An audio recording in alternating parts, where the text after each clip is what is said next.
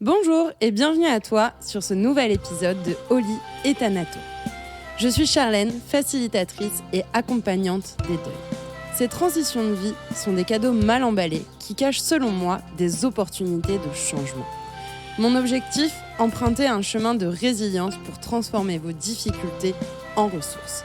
Accueillons tout de suite notre invité du jour pour parler de ces sujets.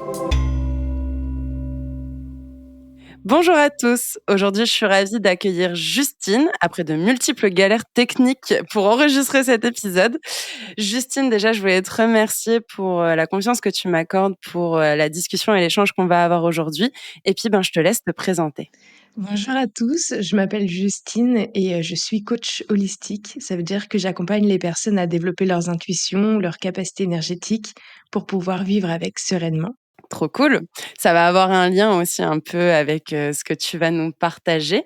Est-ce que tu veux nous dire un petit peu la thématique, le fil conducteur de notre échange d'aujourd'hui et ce que tu avais envie de partager dans cet épisode d'Oli et Thanato? Ouais, en fait, j'ai travaillé pendant 9 mois en tant qu'auxiliaire de vie où j'ai pu, être proche de la mort, proche, du deuil de la vie d'avant par, les maladies, par tout ça et c'est ça que je voulais partager avec Charlène aujourd'hui. Exactement, c'est pour ça que cet épisode s'appelle «Le service à la personne comme soutien du deuil». Et un premier point qu'on avait un peu envie d'aborder toutes les 2, c'était le fait que accompagner les personnes avec un sourire pour leur dernier souffle, puisque tu l'as justement, dit, on parle vraiment de la fin de vie et il y avait cette idée d'humaniser, en fait, l'accompagnement de la fin de vie. En tout cas, c'est comme ça que toi, tu le vois. Aujourd'hui, on va avoir, ton prisme, ta cosmologie, ta façon de voir les choses dans le service et le soutien à la personne. Est-ce que tu veux nous en dire un peu plus sur, tes missions, ce qui t'a animé, comment tu as pu humaniser, cette relation et puis ce que tu as à cœur de nous partager? Alors, moi, je me suis vraiment lancée dedans en me disant: «Bon, bah, je vais voir si ça me plaît et on verra bien» et j'ai fait, 1 jour d'essai et ça m'a plu et ça m'a même étonnée que ça m'ait plu parce qu'on a toujours un petit peu des croyances sur ce métier. Alors ce que je faisais, c'était, des toilettes. Je faisais beaucoup de papotage, beaucoup de blagues. On faisait des jeux de société aussi, des balades, des activités. Des fois, on apportait le repas, on était avec les personnes pour pouvoir manger avec eux. À chaque fois que j'allais chez quelqu'un, que j'ouvrais une nouvelle porte, puisque moi j'étais auxiliaire de vie à domicile, j'arrivais tout le temps, tout le temps, tout le temps avec le sourire et même quand ça allait pas, j'essayais de me forcer à avoir le sourire au moins.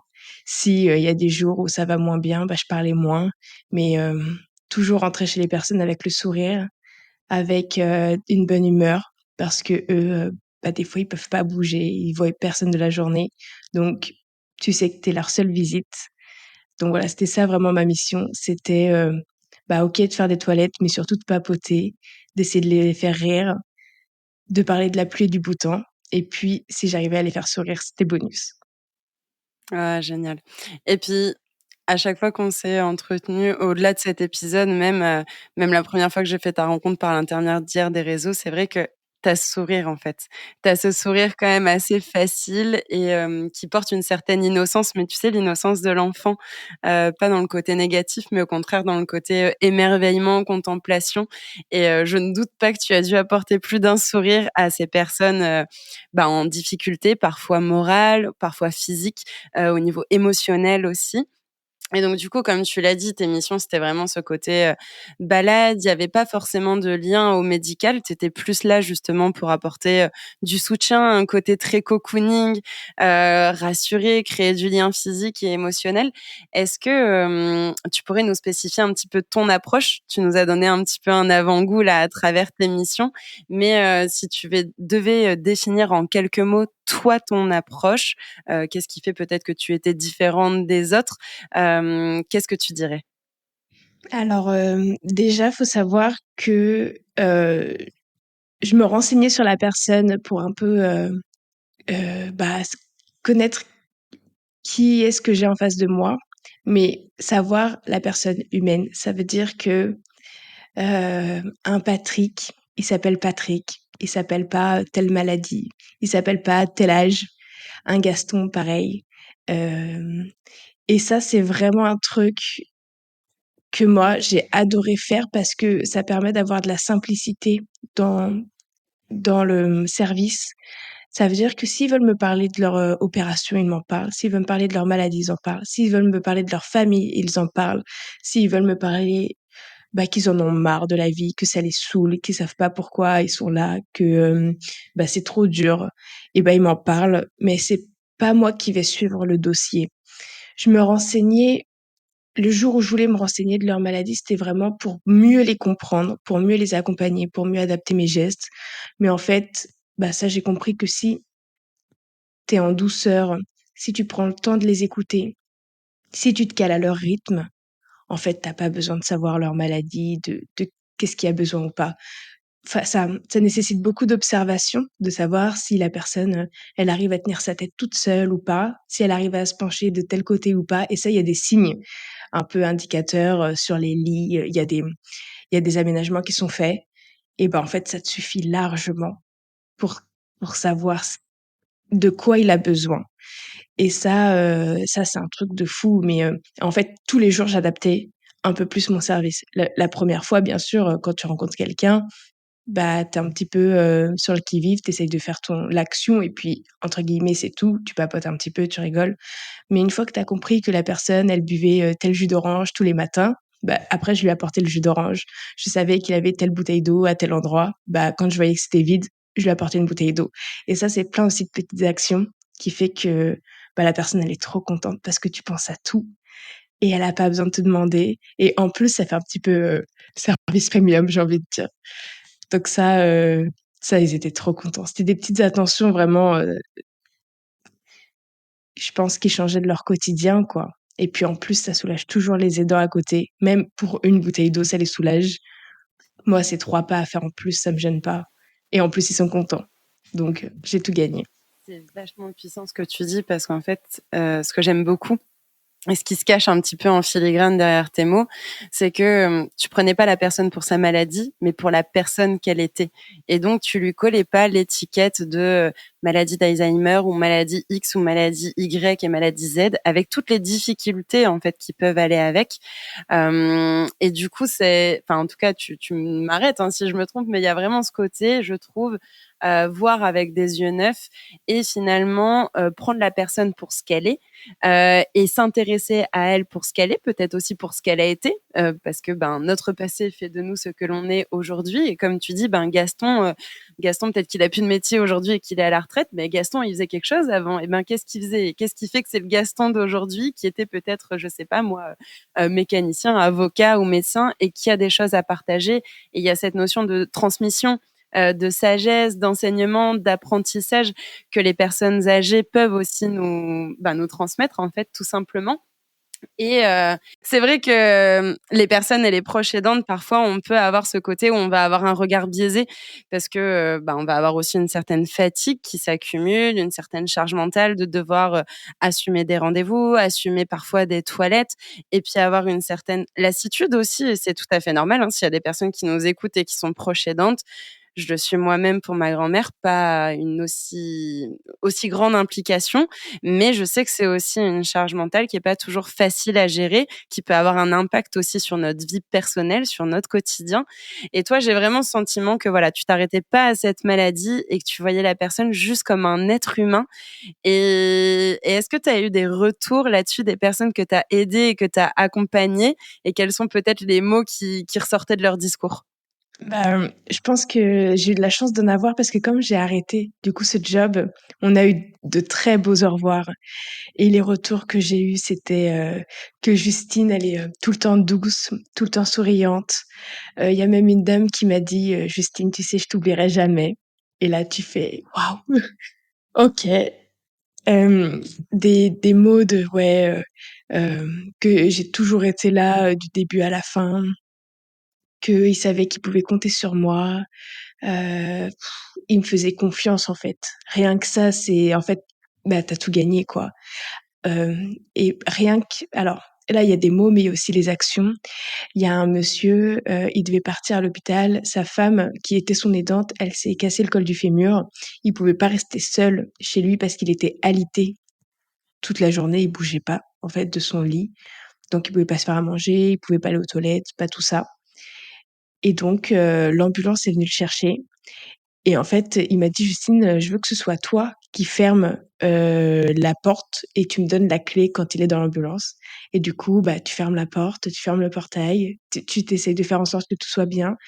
Son sac, il était fait, mais j'ai rajouté plein de petits détails que, bah, ses enfants qui sont pas toujours avec lui peuvent pas forcément savoir. Genre, je sais qu'il adore les pics de sorte de cure-dents, il les mâchouille tout le temps.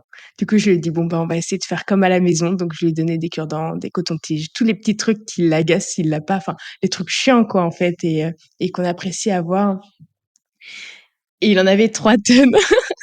Il a dit: «Mais Justine, je vais pas partir toute l'année, tout va bien, je vais revenir». Je dis: «Oui, mais bon, on sait jamais et tout» et ouais, le fait de pouvoir avoir fait un bout de son sac, d'avoir eu les clés, de fermer la porte. Vraiment, j'ai vérifié 36 fois pour voir si c'était bien fermé parce que tu as quand même une responsabilité et tu lui rends les clés, tu dis: «Bon allez, on se revoit vite» et bah, ça, c'est juste, super grand, quoi. Enfin, c'est énorme et en plus de ça, le moment où je lui ai fait la toilette et les ambulanciers sont arrivés, bah, je suis restée en attendant les ambulanciers parce qu'il voulait pas rester seul et ce que je comprends tout à fait.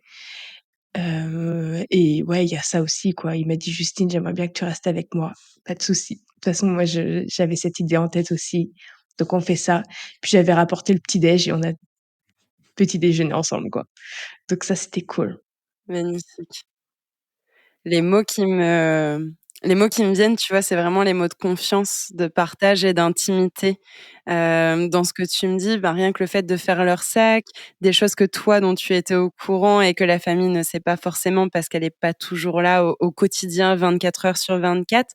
Donc tu fais, alors j'allais dire partie de la famille, mais d'une certaine manière, oui, en fait, partie de son cadre de vie, de sa vie quotidienne, en fait, à cette personne que tu aides et je trouve ça magnifique de pouvoir avoir cette confiance, ce partage et cette intimité. C'est vraiment les 3 mots clés qui popent dans mon esprit.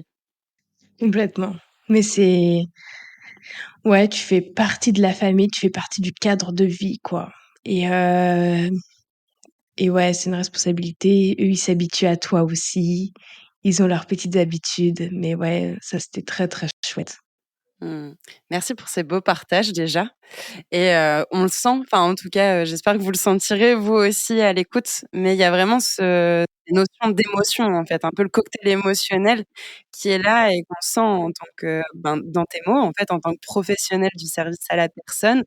Est-ce que tu veux nous faire un peu un focus sur ce côté émotionnel, avec le côté positif et le côté un petit peu plus difficile, un petit peu plus lourd à transmuter? Parce que, ben, oui, on va pas se cacher, hein, on parle de fin de vie.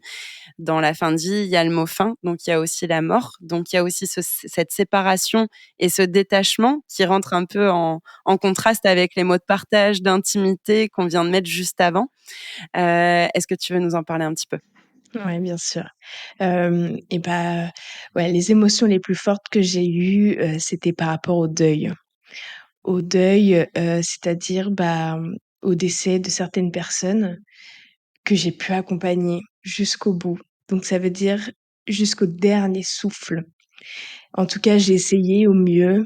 Il y a, plusieurs enfin, tous les deuils, enfin, toutes les morts sont différentes et en fonction de l'affinité et de combien de temps connaît la personne, parce que des fois, on la connaît depuis 2 3 semaines, donc c'est pas évident. Mais j'ai eu des deuils, ouais, enfin, dans tous les cas, c'est une règle que j'essaie de respecter à chaque fois, c'était d'apporter le sourire et du soutien. Même si la personne, je la connais pas, même si elle m'entend pas ou qu'elle me comprend pas, parce que des fois, ils parlent une autre langue et cetera, ou ils ont pas envie de comprendre parce que c'est trop dur, ça demande trop d'efforts. Et bah, j'essayais tout le temps de leur dire: «Bon, bah, je suis pas loin, je reste à côté, vous inquiétez pas. Est-ce que vous voulez tenir ma main? Est-ce que vous voulez que je vous parle? Est-ce que vous voulez que je vous laisse tranquille? Est-ce que vous voulez de la musique?» Et en fait, bon, bah, j'essayais de pas les bombarder de questions comme ça parce que c'était trop compliqué, mais tu essayes, tu vois, tu prends la température et ouais, ça franchement, bah, quand tu es toute seule avec la personne parce que des fois il y a pas d'aidant aussi et les personnes, elles décèdent seules. Ça, c'était vraiment, presque, pas traumatisant, mais tu te dis, ça secoue, ça secoue beaucoup et tu te dis: «Bon, bah, tu es la seule personne qui va voir à la fin». Donc essayons de lui donner, tout le positif de la vie que je connais et il avait l'air d'avoir une vie super dure. Bah, déjà pour finir seul sa vie, c'est que ça devait pas être simple pour lui. Mais ouais, tu de repasser outre ça. Bah, ses enfants lui parlent plus. Bon, bah, ils ont leurs raisons et je respecte. Mais moi, j'ai pas de raison. Je vais pas prendre une partie, à droite, à gauche, peu importe. Je vais essayer de me canaliser sur cette personne qui souffre, qui est en fin de vie et qui a besoin d'être, rassurée. Donc on y va et de toute façon, on est là, je sais pas comment dire, mais tu es dans le grand bain, quoi. Donc maintenant, bah, tu essayes de faire ce que tu peux avec ce que tu as et ce que tu as, c'est des mots, un sourire, un regard. Voilà, de lui donner de l'importance, en fait, un petit peu, histoire que, bah, il se sente, j'allais dire vivant une dernière fois.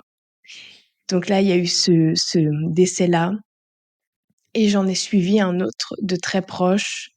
C'est ce fameux Gaston.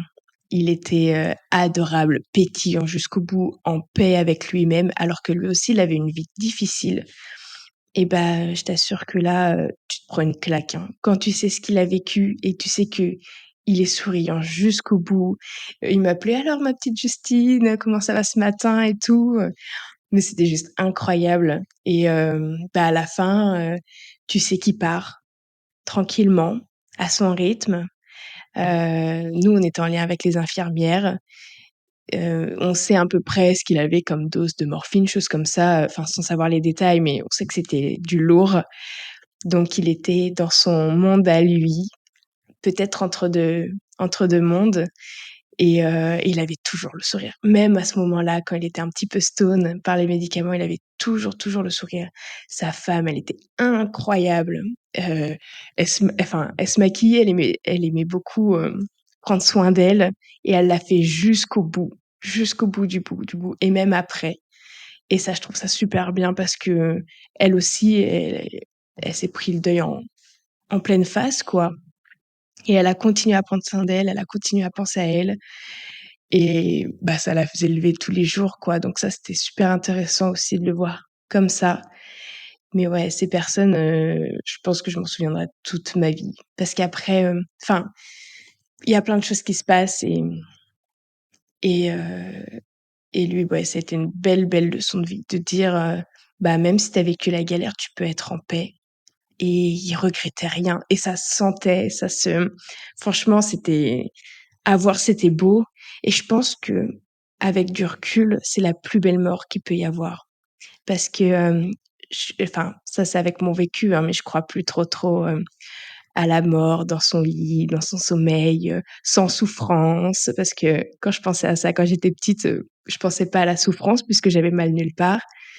Mais là, ouais, il était tellement en paix que tu avais juste envie de le laisser partir et en même temps, tu savais que c'était le mieux pour lui de le laisser partir et tu as un côté, j'ai envie de dire presque égoïste qui fait que: «Mais non, faut qu'il reste là.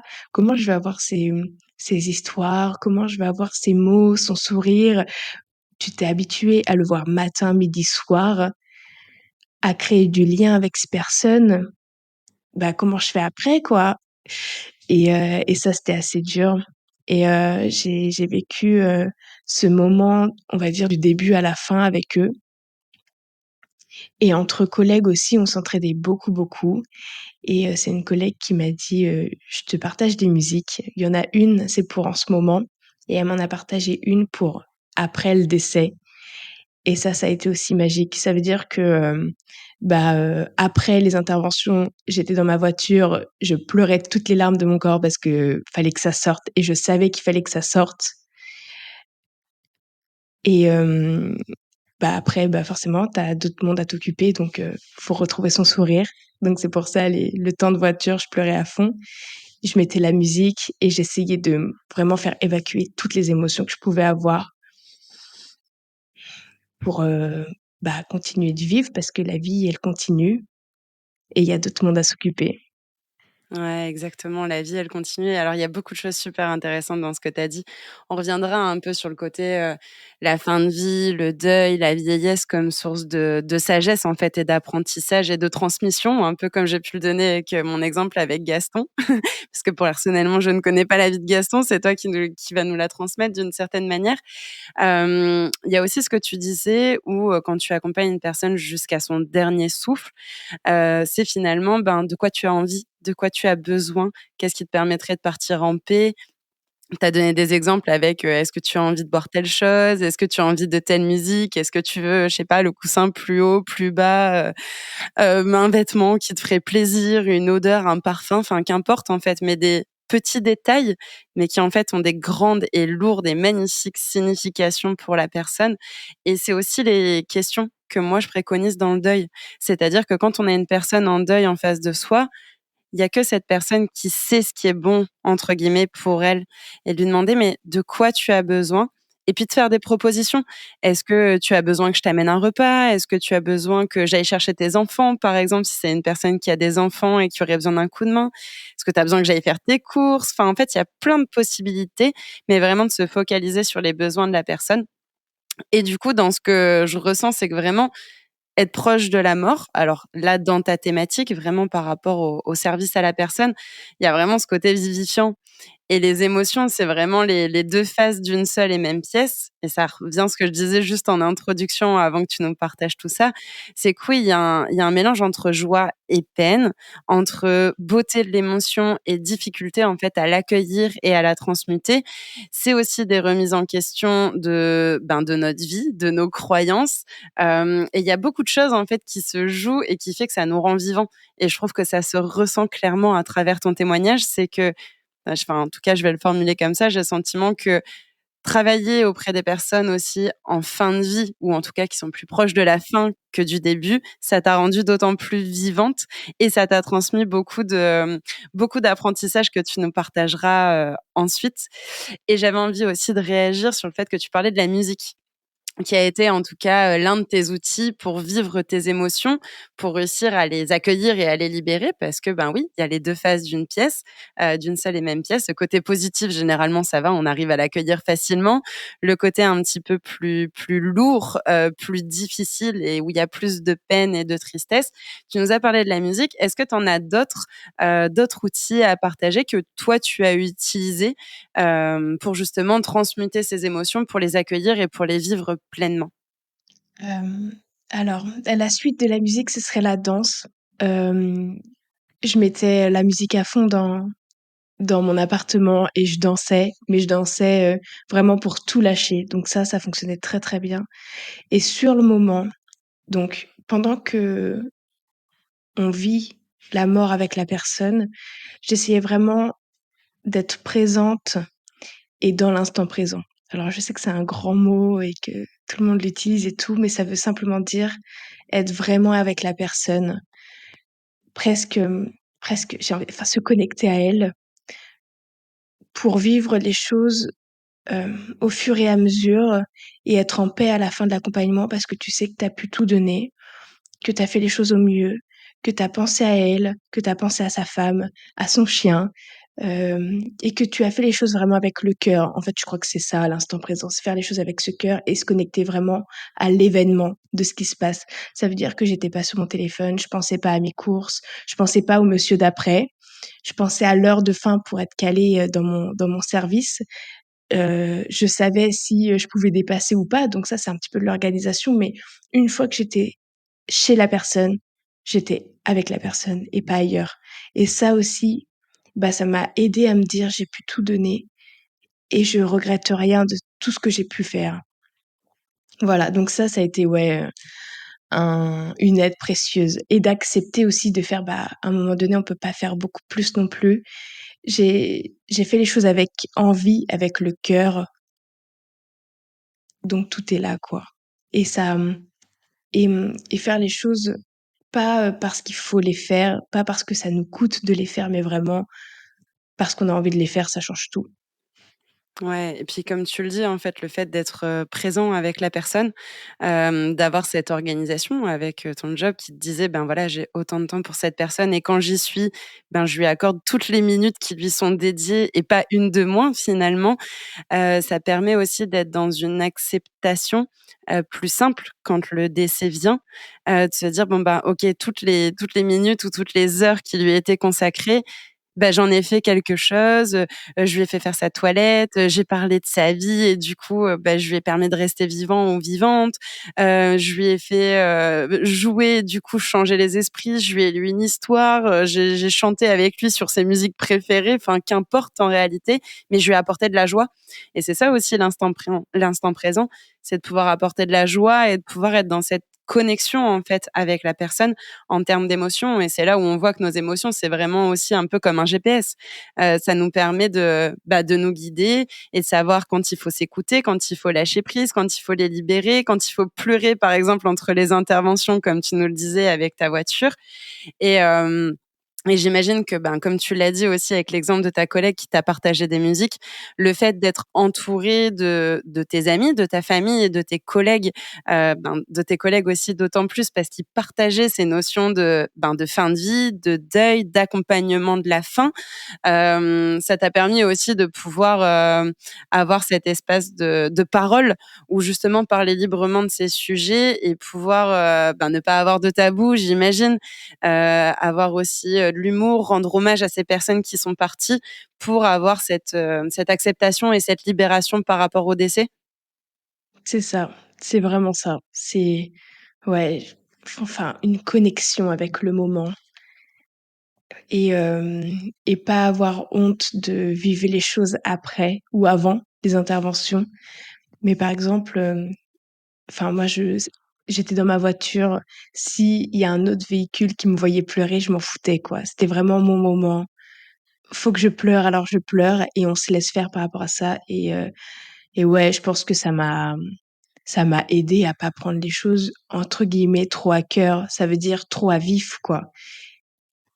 Donc ça, c'était primordial et les collègues à un moment donné, c'est tes amis, hein. Enfin, nous en tout cas, on était une très, très bonne équipe, on se comprenait beaucoup, on échangeait, on communiquait sur ce qu'on vivait et il y avait pas de: «Oui, bon, c'est encore un décès, on sait ce que c'est».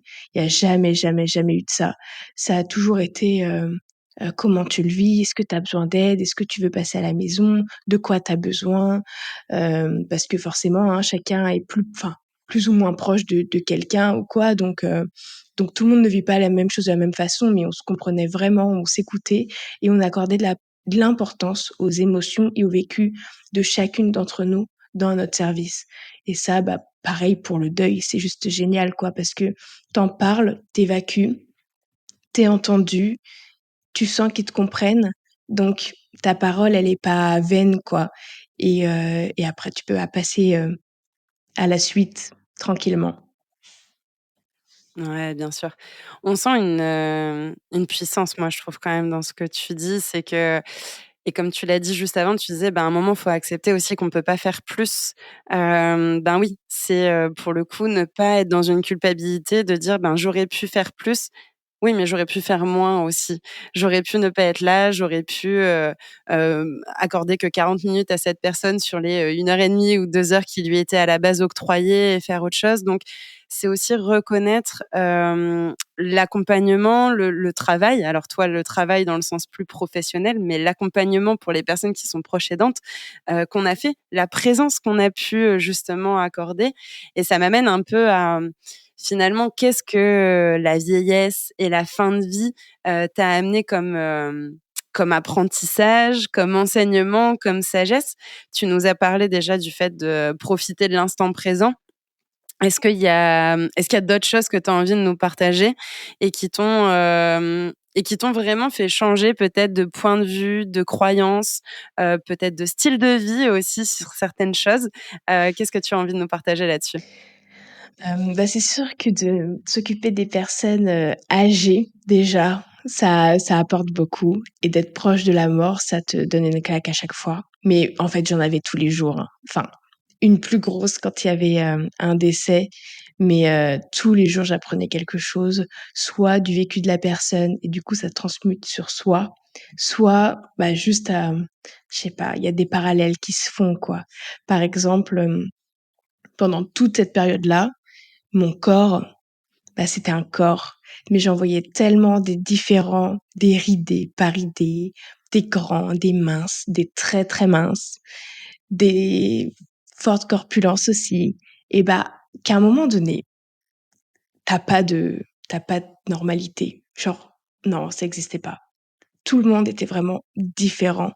Bon, parfois ça jouait avec la maladie, parfois ça jouait avec leur vécu, leur enfin, plein de choses. Mais ce qui fait que, tu prends du recul par rapport à toi, par rapport au regard des autres. Et là-dessus, j'ai une anecdote qui m'a fait vraiment, capter que j'étais passée à au-dessus. C'est que je mets pas de soutien-gorge et ça depuis, maintenant 3 4 ans et un jour ma mère, il y a pas longtemps, elle m'a dit: «Oui, mais quand même, je sais pas si c'est vraiment bien de pas en mettre». C'était un vrai sujet de conversation, hein, et pour avoir un petit peu mon avis et elle me dit: «Parce que bon, ça se trouve plus tard, tes seins ils pendront ou ils seront pas beaux et tout». Et ça m'a fait trop sourire parce que dans ma tête, j'ai revu les poitrines de toutes les personnes, toutes les femmes que je m'occupe et je me suis dit: «Mais maman, tout le monde a les seins qui tombent, tout le monde aura les seins ridés et si j'ai encore mes 2 seins et ben, je serai juste trop contente». Et elle a fait: «Ah ouais, OK». Donc c'est là où tu te dis: «Mais viens, on s'en fout en fait». Enfin, je sais que c'est facile à dire, mais il y avait tellement de corps différents que le tien, bah, il est aussi différent et c'est tout et il est comme il est, avec l'âge qu'il a, avec ce que tu en fais et comment tu vis les choses. Mais ça, ouais, ça a été une très, très grande leçon. Après, j'en ai d'autres, par exemple, je sais qu'avec mes grands-parents, je suis beaucoup plus douce. Je j'arrive à me caler à leur rythme de d'écoute, de compréhension, de parole et bah, des fois, il y en a dans la famille, ils me disent: «Oui, mais bon, on dirait que tu es au boulot, quand tu parles avec eux et tout». Je dis: «Bah, ouais, mais je prends mon temps, je prends le temps de les écouter et je suis vraiment là pour eux et qu'ils me comprennent, c'est pas grave, mais qu'ils se sentent écoutés et accompagnés, c'est le plus important et compris, quoi». Parce que des fois, on a du mal à se mettre à leur place quand même, hein. De pauvres grands-parents, heu, qui ont, bah, même s'ils sont pas malades, des fois, ils peuvent avoir mal au dos, fatigués, du mal à comprendre et ça, ouais, se mettre un peu plus à leur place, c'est quelque chose que je faisais pas avant et là, je les comprends. Par exemple, je vois enfin, les âges des personnes, je saurais pas dire qui a quel âge. Ça, maintenant, je me trompe d'une dizaine. Pas pour, quand on me dit: «Oui, mais tu penses qu'elle a quel âge et tout?» je sais plus voir les âges alors qu'avant, si je me trompais de 2 3 ans, c'était bien. Là, vraiment, pour moi, la vieillesse, ça veut rien dire. Parce qu'il y en a qui sont jeunes et vieux et il y en a qui sont vieux et jeunes. Donc ça, c'est vraiment et je ce qu'avant, quand j'avais, 10 ans, 15 ans, je trouvais que 30 ans, 40 ans, 50 ans, c'était super vieux. 50 ans, ouais, ça commençait à faire quoi. 60, bah là, 60, c'était terminé. Maintenant, je suis plutôt, bon, 95. 95, c'est un bel âge. Donc ça aussi, c'est en fait, tu prends c'est pas forcément des leçons qu'ils t'ont données tout de suite, en te racontant leur vie, mais c'est des parallèles que tu fais par rapport à ta vision qui change et la vision du monde, la vision de la maladie, la vision de la vie. Franchement, ouais, j'ai la vie maintenant, je me dis juste que, bah, il y a pas de règle et que chacun fait au mieux avec ce qu'il peut et si tu kiffes, bah, c'est tant mieux et c'est ce qu'il faut, en fait. Donc voilà, donc c'est plein de plein de leçons, plein de compréhension que moi j'ai pu avoir et ouais, ça me guide tous les jours. Tous les jours et si un jour je doute d'un choix, je doute de changement parce que je sors de ma zone de confort et que je flippe, je pense soit à la personne qui est dans son lit tous les jours sans bouger, soit je me dis: «Ouais, mais sur le lit de mort, qu'est-ce que je veux me dire en dernière phrase, quoi? Est-ce que je vais être comme un Gaston ou est-ce que je vais être comme la personne qui était seule parce que la vie fait que et du coup, tu te dis: «Ouais, OK. Bon, là, ça me fait flipper. J'ai très, très peur de changer de changement, en fait, dans ma vie, mais on y va parce que la vie, on l'a qu'une fois, quoi. Oh, c'est beau. Bah, en fait, je trouve ça magnifique parce que c'est des compréhensions qui te sont personnelles, mais qui sont clairement universelles, en fait, dans tout ce que tu viens de dire. Si j'essaye de regrouper un petit peu, tu as dit vraiment cette notion, d'acceptation du corps, après avoir vu une multitude de corps. Et bon, alors je sais pas encore quand, sortira cet épisode, mais on l'enregistre au début de l'été, donc le côté summer body et cetera, enfin, on en entend, dans tous les sens, même si ça a tendance à changer. Donc merci de pouvoir restipuler ça. Oui, on a le corps qu'on a, ça veut pas dire qu'on peut pas le faire évoluer dans un sens ou dans l'autre, qu'on peut pas le vouloir plus musclé, mais pour les bonnes raisons, en fait, pas forcément pour coller à ces attentes sociétales et au fait de rentrer dans le bikini, taille XS alors que si ça tombe, ça vous ira même pas, en fait. Donc ça, je trouve ça très beau et hem et ce côté, aussi l'importance des liens, et notamment l'importance des liens avec tes grands-parents, et je pense que c'est d'autant plus important sur nos générations par rapport aux générations précédentes, parce que la vie et la société a tellement évolué à une vitesse hallucinante, alors que je sais pas si vous qui nous écoutez, c'est le même cas, mais moi, il y a des trucs où mes grands-parents, ils comprennent pas, en fait. Ils captent même pas, genre rien que définir internet, c'est déjà compliqué comme concept.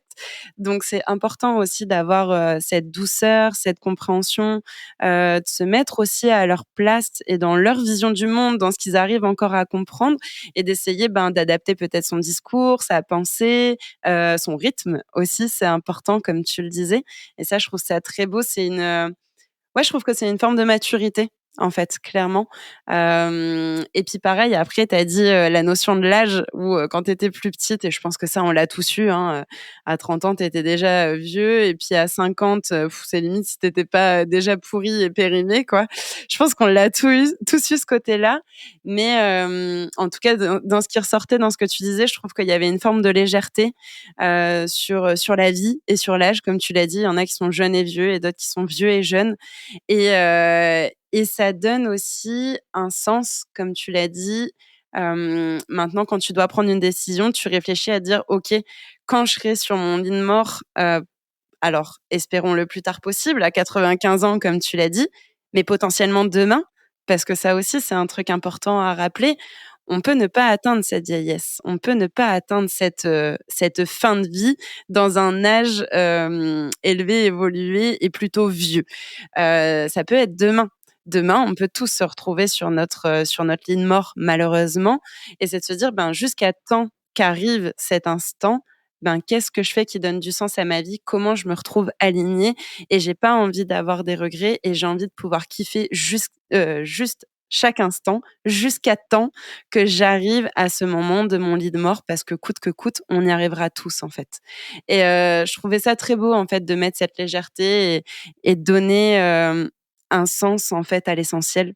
Et c'est vraiment, je trouve, ce qui ressortait, de ton témoignage et je voulais vraiment te remercier pour ça et je voulais savoir si tu avais quelque chose ou des choses que tu souhaitais, rajouter ou une phrase de conclusion, un mot de conclusion, quelque chose que tu avais envie d'apporter? Bah, c'est vraiment que, je pensais pas qu'auxiliaire de vie, ça allait m'apporter tout ça. Alors on est dans le social, donc on se dit que oui, forcément, ça apporte, mais je pensais même pas que j'allais aimer faire ce métier et en fait, j'ai adoré et ça donne juste envie, qu'il soit aussi un petit peu plus reconnu, je pense et je pense à mes collègues et dans tous les secteurs, bien sûr, mais franchement, celui-là, il est tellement mal vu et pourtant j'ai kiffé, quoi. Enfin, j'ai kiffé vraiment parce que en fait, je voyais pas la toilette que je faisais, je voyais plus un instant papotage, quoi et je regardais pas le corps. Franchement, je pourrais pas savoir dire s'il y avait un grain de beauté quelque part ou quoi. Je regardais voilà, s'il y avait une sécheresse ou quoi que ce soit, mais je voyais pas, en fait. Enfin, je sais pas, j'allais vraiment au-delà et ça, c'était, une grande expérience pour moi et je me dis et j'espère que vraiment le métier évoluera pour mes grands-parents, pour mes parents, pour moi plus tard, pour mes enfants parce que, bah, on y passe tous, quoi. Donc si on peut apporter un peu plus d'humanité dans dans la maladie, dans les personnes qui sont voilà, qui sont pas mobiles, les personnes, vieillissantes et bah, ça nous apportera à tous, je pense. Merci pour cette belle phrase de conclusion et ce message qui est plein d'espoir, plein d'humanité aussi, plein de liens et de connexions, les uns aux autres, pardon. Et merci beaucoup pour ton témoignage. Je souhaite exactement la même chose et je pense qu'on peut que se retrouver à travers ce que tu dis parce que oui, demain, c'est nous qui serons sur ces lits. C'est nous, en fait, qui serons à cette place-là. Décidément, j'ai du mal à parler aujourd'hui. C'est nous qui serons à cette place-là et ça, c'est quelque chose qui se construit aujourd'hui pour avoir un demain différent, un demain meilleur, un demain où justement ces métiers d'accompagnement sont plus pris en considération et où la fin de vie fait quand même partie de la vie et on n'est pas encore parti et ça, c'est important à rappeler. Encore un énorme merci à toi, Justine. Je mettrai tous tes liens en description si les gens souhaitent te retrouver, échanger avec toi, peut-être des personnes qui se sentiraient l'envie de partir aussi professionnellement dans ces thématiques-là. Comme tu l'as dit, toi, c'est parti d'un stage. Ben, n'hésitez pas en fait à tester, que ce soit sur cette thématique-là ou sur une autre. Et si c'est quelque chose qui vous intéresse, je pense que tu seras bien à même de répondre à ces personnes. Merci beaucoup à toi, Charline. À très vite. Au revoir. Je vous remercie sincèrement d'avoir écouté cet épisode jusqu'au bout. Votre engagement me touche et me motive dans cette aventure. Je vous invite à me faire votre retour en me laissant votre avis sur votre plateforme d'écoute. Positive ou négative, la critique est constructive et permet toujours de s'améliorer. Ce podcast est là pour répondre à vos attentes. Alors en attendant le prochain épisode, faites-moi savoir les thématiques que vous aimeriez voir abordées sur Oli et Thanato. Nous pouvons en parler directement sur Instagram sur le compte Oliatma. Je reste dans tous les cas à votre disposition si vous traversez actuellement une transition de vie et que vous souhaitez en faire une force et non un boulet au pied. Tous les liens sont en description. Je vous souhaite une magnifique semaine.